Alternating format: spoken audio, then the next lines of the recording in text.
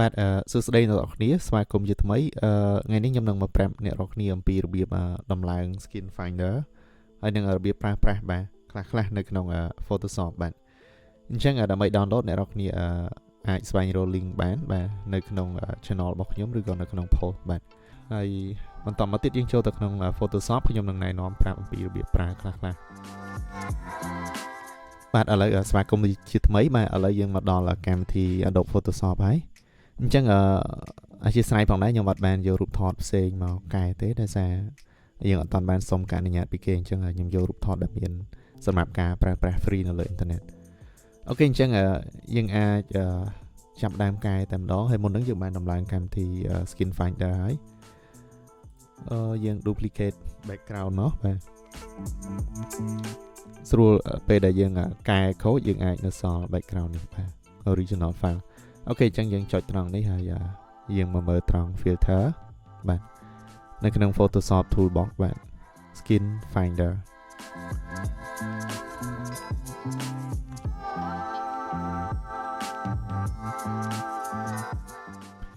អូខេបាទនៅក្នុង Skin Finder នេះអញ្ចឹងខ្ញុំនឹងប្រាប់ពីរបៀបប្រើខ្លះបាទនៅត្រង់កន្លែងនេះគឺជាផ្ទាំង view កន្លែងនេះដោយសារយើងកែបាត់ហើយបាទផ្ទាំង view កន្លែងនេះគឺផ្ទាំង view ដែរប៉ុន្តែបែបប្រៀបធៀបបាទមុនហើយនឹងក្រោយ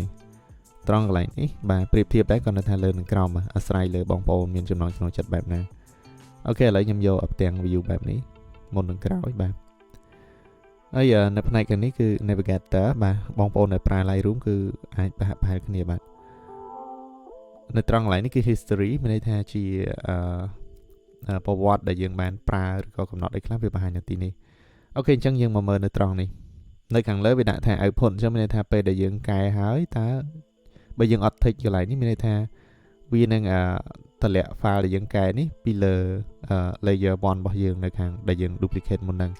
តែបើយើងដាក់នេះគឺមានន័យថាវានឹងបង្កើត layer ថ្មីវាអត់ស្លាប់លើ layer ទី1ទេមកត្រង់កន្លែង smart filter បើសិនជាបងប្អូនចង់ដាក់ smart filter ឬក៏ចង់ដាក់ mask យើងដាក់បានបាទទូទៅយើងដាក់ប៉ុណ្ណេះបានបាទអូខេអញ្ចឹងនៅខាងនេះគឺវា auto ហើយបងប្អូនបើសិនវាអត់ auto ទេយើងចុច custom មកយើងមកកំណត់បាទយើងចុចត្រង់នេះមកកំណត់លើស្បែកមុខខ្លួនឯងអញ្ចឹងកម្មវិធីនេះមុខងារវា AI ហើយ AI នេះគឺវាកំណត់ទៅលើស្បែកមុខមនុស្សបាទកំណត់តាមពណ៌របស់ស្បែកមុខរបស់មនុស្សគឺពណ៌ទឹកក្រូចបាទហើយវានៅកណ្ដាលចន្លោះពណ៌ក្រហមហើយនិងពណ៌លឿងអញ្ចឹងបើសិនជាកម្មវិធីនឹងវាកំណត់អត់ត្រូវទេយើងអាចសេរីខ្លួនឯងបានតាមចំណង់ចំណូលចិត្តយើងអញ្ចឹងបងប្អូនឃើញប៊ូតុងឃើញពណ៌ប៊ូតុងជ្រុងបាទប្រអប់ជ្រុងរត់ចុះឡើងបាទគឺវាប្រាប់ថាពណ៌ហ្នឹងនៅម្ដុំណាអូខេអញ្ចឹងបាទនេះស្បែកយើងគឺនៅតែម្ដុំចន្លោះនេះទេអញ្ចឹងគាត់ប្រាប់កម្មវិធីនេះវាប្រាប់ហើយអូខេចុច AI មកព្រោះមុខងារ AI គឺវាកំណត់បានល្អជាងយើងត្រង់កន្លែងនេះបើសិនជាបងប្អូនចង់កំណត់ខ្លួនឯងបងប្អូនអាចកំណត់បានឧទាហរណ៍ស្បែកមុខមនុស្សប៉ុណ្ណេះអញ្ចឹងបាទយើងអាចកំណត់ tolerance នេះមកមានន័យថាវាអាចរីកសាយមានន័យថាវាចាប់យកពណ៌ហ្នឹងហើយវាសាយមកដល់ពណ៌ផ្សេងទៀតអូខេ fader នេះគឺវាដាក់เกมហ្នឹងឲ្យមើលទៅរៀងស្មើរៀងរ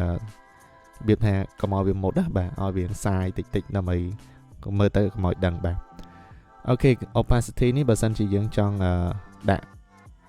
អ្វីដែលយើងបានកំណត់ហ្នឹងកុំឲ្យថាវាឃើញច្បាស់ខ្លាំងពេកបាទឬក៏យើងចង់ឲ្យបាន 100% ក៏បានអូខេហ្នឹង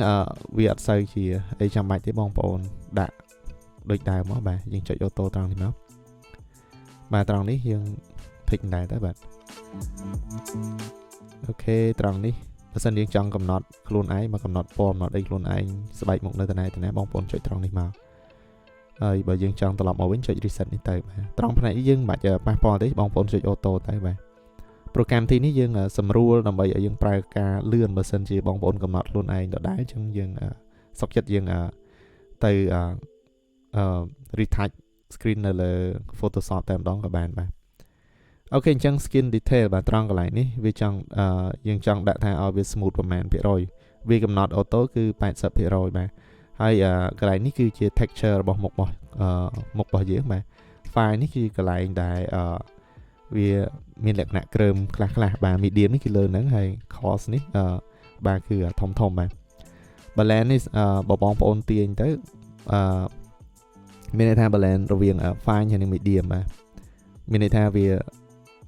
ធ្វើឲ្យ smooth ត្រង់ណាច្រើនជាងបាទ smooth ត្រង់កន្លែងណាឬក៏កាត់បន្ថយការ smooth ត្រង់ផ្នែកណាបាទអូខេយើងអត់បាច់សេរីទេយើងសេរីត្រង់តែកន្លែងនេះទៅបានហើយឬក៏អាច medium និង fine តិចតួចបានប៉ុន្តែភាគច្រើនគឺវា auto ហើយកាលណាយើងកំណត់លើសហ្នឹងវាអាចធ្វើឲ្យខូចផ្នែកខ្លះដូចជាចិញ្ចើមឬក៏ភ្នែកដែរអូខេអញ្ចឹងត្រង់ portrait size នេះបងប្អូនយក auto ដូចនេះទៅឬក៏ចង់កំណត់ខ្លួនឯងក៏បានបាទអូខេខ្ញុំអត់បាននិយាយច្រើនដោយសារសតតែភាសាបច្ចេកទេសបាទអូខេត្រង់ skin imperfection បាទបើសិនជាពេលខ្លះឧទាហរណ៍បងប្អូនថតទៅស្រាប់តែមានពន្លឺខ្លះវាឡងឬក៏ស្បែកមុខគាត់មើលទៅវាមានជាតិពណ៌ក្រហមខ្លះមុខគាត់រៀងមុនខ្លះឬក៏ពេលខ្លះគាត់ថតអាចថាថតពេលថ្ងៃឬក៏នៅផ្ទាំងគៀនហ្នឹងវាអាចឡងឬក៏ជះពន្លឺផ្សេងពីកណាត់បាទកណាត់ឬក៏ជញ្ជាំងដែលមានពណ៌លឿងឬក៏ពណ៌អីផ្សេងហ្នឹងអញ្ចឹងបងប្អូនអាចចុចត្រង់ហ្នឹងបានឧទាហរណ៍យើងបើកកន្លែងនេះមក amount អញ្ចឹងបើសិនជាខូចដោយសារមានជាតិពណ៌ក្រហមខ្លះបងប្អូនអាចទាញរឹតនេះមកហើយបងប្អូនអាចថែមឲ្យវាភ្លឺបាទអញ្ចឹងពណ៌ក្រហមវាភ្លឺតិចហើយឬក៏តម្លាក់បាទអូខេមួយទៀតបើសិនជាបាទអាចារ្យអត់មានខូចដោយសារពណ៌ក្រហមហ្នឹងបាទអូខេបើសិនជាពណ៌លឿងឥឡូវពណ៌លឿងយើងទាញ100ហើយបាទយើងថែមទៅ brightness មកអញ្ចឹងកន្លែងណាដែលមានពណ៌លឿងខ្លះដែលវាខូចនៅលើស្បែកមុខគឺវាធ្វើឲ្យភ្លឺវិញបាទដោយសារមុខគាត់នេះស្អាតហើយអញ្ចឹងយើងមើលអត់សូវឃើញតែបើសិនជាមុខបងប្អូនខ្លះដែលយើងថតការនៅក្នុងរោងដែររៀបចំអត់បានត្រឹមត្រូវទេមានន័យថាពន្លឺនៅពេលដែលយើងបាញ់ flash ឬក៏ពន្លឺពីខាងក្រៅជះមកវាខូច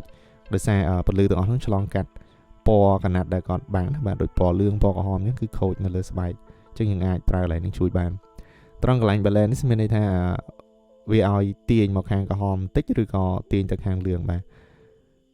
អូខេអញ្ចឹងកន្លែងនេះបើអត់មានទេយើងបិទបានហើយបើយើងទៅកន្លែងផ្សេងទៀត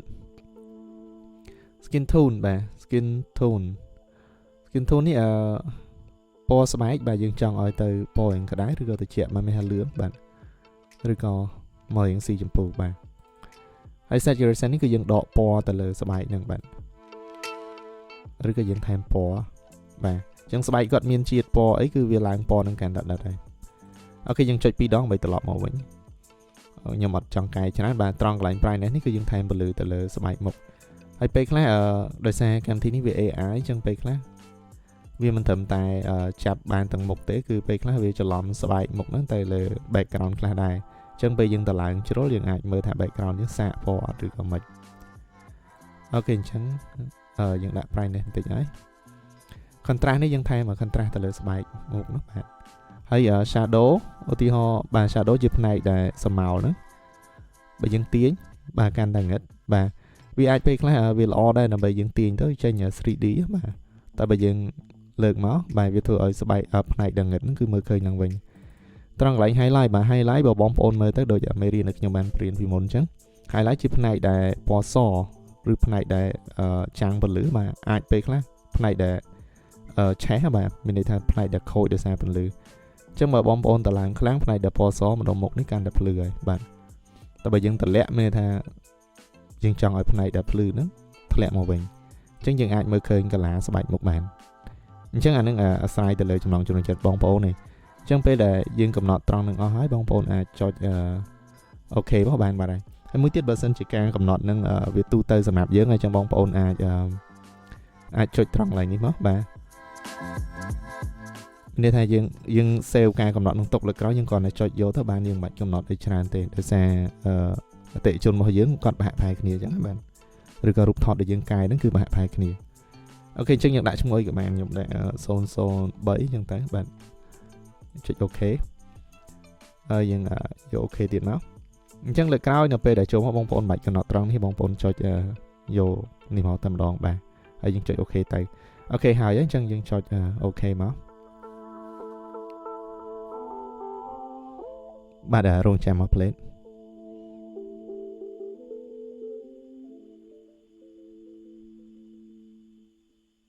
អូខេអញ្ចឹងនេះយើងបានហើយគឺបើយើងពិនិត្យមើលបាទ